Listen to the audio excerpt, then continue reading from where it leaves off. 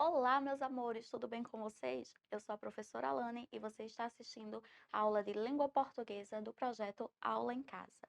Sejam todos muito bem-vindos. Bom, na aula de hoje nós iremos continuar com o assunto de classe de palavras. Vocês viram que as classes de palavras, elas são importantes para dizer a função do termo presente em cada frase, em cada oração, certo? A classe de palavra que veremos hoje é a de verbos. Bom, o que seriam verbos? Verbos são toda a palavra que expressa uma ação, ou seja, algo que a gente pratica no nosso dia a dia, que está presente no nosso cotidiano. Qual é a ação que eu estou realizando nesse momento? Eu estou falando, certo? Então, o ato de falar é um verbo. Falar é um verbo. Você aí de casa está fazendo o que agora? Assistindo. O ato de assistir também é verbo. Tudo que você expressa uma ação, ou seja, algo que o sujeito gramatical está realizando, está fazendo, é um verbo. Há também outros casos de verbos. Vamos ver? São palavras que expressam uma ação, um estado, um desejo, um acontecimento ou um fenômeno na natureza. Por exemplo, se eu falar, amanheceu cedo hoje, aconteceu o quê? O ato de amanhecer, que não está relacionado a nenhum sujeito gramatical, porém é um fenômeno natural, um fenômeno da natureza, representado aí por um verbo, certo? Nós temos os verbos como palavras variáveis, ou seja, eles se modificam, eles não são uma única forma, certo? Eles não têm uma forma exclusiva. Nós temos aí verbos em três conjugações, que são aquelas utilizadas para as modificações de desinências, que é quando a gente permanece o radical verbal e muda apenas suas desinências e conjugações. Nós temos a primeira conjugação verbal, que são aqueles verbos terminados em AR, como cantar, beijar. Na segunda conjugação, nós temos os verbos terminados em ER, beber, comer. E na terceira, os terminados em IR, sorrir, dividir. E vejam bem, os verbos terminados em OR, como por, vocês viram que não está aí em nenhuma conjugação, mas eles fazem parte da segunda conjugação, ou seja, aquela de verbos terminados em ER, porque o verbo por exemplo, que origina os demais, como propor, repor, ele deriva do verbo proer, certo? Foi uma palavra originada e evoluída através do tempo. Bom, nós temos aí as formas nominais do verbo, ou seja, como nós utilizamos os verbos na frase, como ele é representado. Nós temos aí a forma infinitiva, que é aquela que a gente encontra no dicionário, que é o verbo em sua forma original, né, com a terminação em R, que pode ser AR, ER, IR ou OR em alguns casos. Eles adquirem geralmente o valor de substantivo. Vamos entender o porquê. Nadar é um ótimo esporte. Vejam que aí eu não sei o início da ação, o meio ou o fim da ação. Eu só sei que nadar aí é um bom esporte e nadar é verbo, mas ele está com valor de substantivo, porque eu estou falando sobre nadar em si e não expressando a ação naquele momento em que está ocorrendo, certo? Nós também temos o gerúndio, que é a forma nominal em que eu expresso o verbo no momento em que a ação está acontecendo. Por exemplo, Paulo está caminhando. Ou seja, ele não caminhou ontem ou não vai caminhar amanhã, mas ele está caminhando naquele momento. É uma ação, um ato que está se realizando, se concretizando no momento em que se fala, certo? Do mesmo modo, eu estou agora falando. Vejam que geralmente os verbos no gerúndio, ele termina em NDO, certo? Porque indica a ação que está acontecendo naquele momento. Já no caso do particípio, eu tenho a conclusão do ato verbal, ou seja, quando eu falo, quando eu utilizo o verbo, é para falar sobre um acontecimento que já passou, que já está concluído. Por exemplo, o concurso aceita apenas gabaritos preenchidos a lápis, ou seja, os gabaritos já foram preenchidos aí, certo? E geralmente eles têm o valor de adjetivo, porque vejam, gabaritos preenchidos. Gabaritos aí é um substantivo.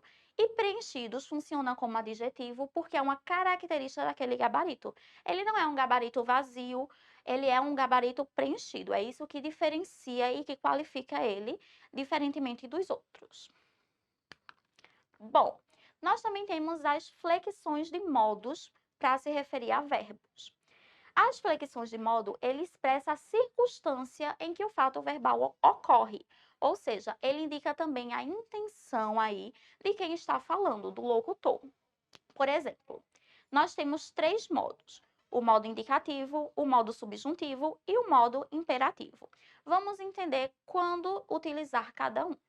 No modo indicativo, eu vou exprimir sempre uma certeza, um fato concreto. Geralmente é uma afirmação. E aí essa afirmação pode ser tanto positiva quanto negativa. Veja um exemplo. Nos divertimos muito na festa. Ou seja, eu afirmei que a festa foi divertida e que a gente se divertiu, certo? A gente comprará um carro novo. Eu estou afirmando, eu estou dizendo com certeza que é um fato que a gente irá comprar um carro. Já no modo subjuntivo, eu vou dizer um fato hipotético, ou seja, que pode ou não acontecer. Geralmente ele tem o valor de possibilidade. E também representa uma dúvida, né? Porque não é o fato certeiro, diferentemente do modo indicativo. Vejam aqui o exemplo.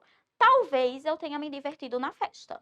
Ao contrário do modo indicativo, eu não afirmei que a festa foi divertida e que eu me diverti, certo? Eu disse que talvez, então possa ser que eu tenha me divertido. É uma possibilidade. Seria melhor comprarmos um carro novo. Seria melhor, não significa que eu vou comprar. Eu usei aí um fato hipotético, certo? Por isso, no modo subjuntivo. Já no modo imperativo, como a própria palavra diz, imperativo, deriva de imperador. Imperador é uma pessoa que comanda um império, né, que dá as ordens. Então, no modo imperativo, eu vou exprimir uma ordem ou um pedido. Eu também posso utilizar por meio de conselhos. Vamos ver o exemplo. Divirtam-se na festa. Ou seja, eu dei um conselho, espero que vocês se divirtam na festa, né? Divirtam-se na festa. Comprem um carro novo. Aqui eu dei uma ordem. Vocês precisam comprar um carro novo. Então, comprem.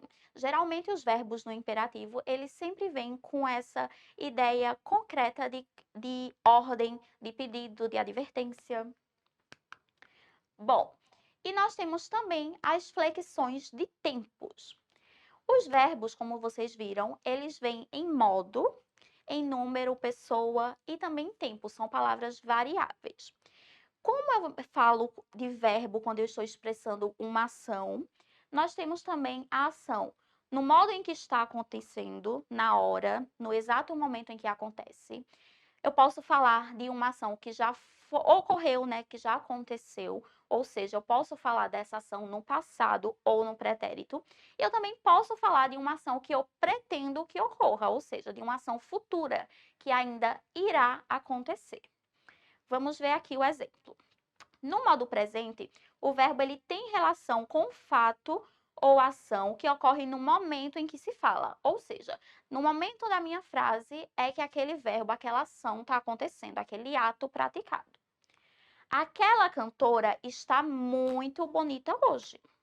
Vejam só, eu estou aí visualizando a cantora e falando que naquele momento presente ela está muito bonita. Significa que ela é bonita? Não. Significa que ela está. Eu utilizei está. O verbo está aí. Naquele momento ela está muito bonita. No pretérito, tem relação com o fato ou ação que ocorreu anterior à fala. Aquela cantora estava muito bonita ontem. Diferentemente do presente, eu utilizei o verbo estar no passado. Estava significa que ontem ela estava bonita. Hoje ela pode estar feia ou pode estar mais bonita ainda. Já no futuro, eu utilizo uma relação com o fato que ainda irá ocorrer. Aquela cantora estará mais bonita amanhã, pois é o seu dia de apresentar. Ou seja, ela estará. Ela não está no presente, certo? Então, futuro. Os verbos são indispensáveis para a expressão da linguagem, visto que são parte fundamental da ação e da representação escrita.